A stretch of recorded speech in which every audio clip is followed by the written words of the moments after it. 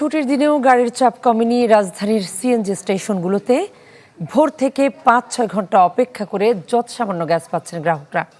আর প্রয়োজনের তুলনায় সামান্য এই গ্যাস দিয়ে সারাদিন গাড়ি চালাতে না পেরে জমা খরচ উঠাতেই হিমশিম খেতে হচ্ছে সিএনজি অটোরিকশা চালকদের।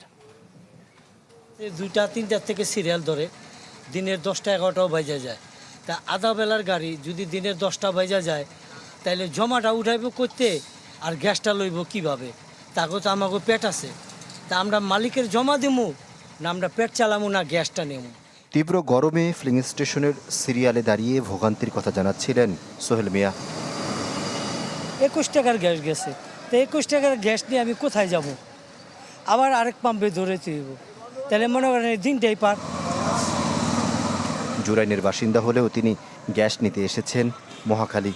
কয়েক ঘন্টা অপেক্ষার পর যতটুকু গ্যাস পেয়েছে তা দিয়ে গাড়ির জমা খরচ ওঠানোই কঠিন তার। বাংলা কিউআর যেখানে নগদ পেমেন্ট সেখানে।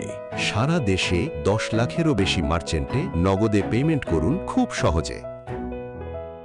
সোহেল মিয়ার মতো এই ভোগান্তিতে অন্য সিএনজি চালিত গাড়ির চালকরাও।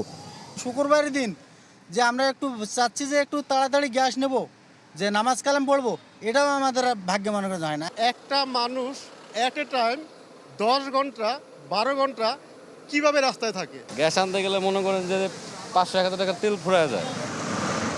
সংকট তীব্র হয় সাপ্তাহিক ছুটির দিনেও ফিলিং স্টেশনে ভিড় বাড়ছে। তবে চাপ কম থাকায় চাহিদা মতো গ্যাস দিতে পারছে না ফিলিং স্টেশনগুলো। আগে পেশা থাকতো 200-220, আমাদের মেশিন চলতো 7, 10, 15, 16 বারে।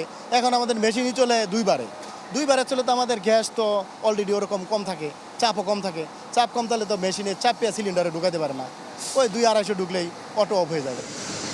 এদিকে বৃহস্পতিবার বৈরী আবহাওয়ায় সামিটের ভাসমান এলএনজি টার্মিনাল থেকে গ্যাস সরবরাহ বন্ধ হয়ে যায়। ফলে চাহিদার 308 কোটি ঘনফুটের বিপরীতে সরবরাহ হচ্ছে অর্ধেকেরও কম। আহমেদ সোহাগ, চ্যানেল 24, ঢাকা।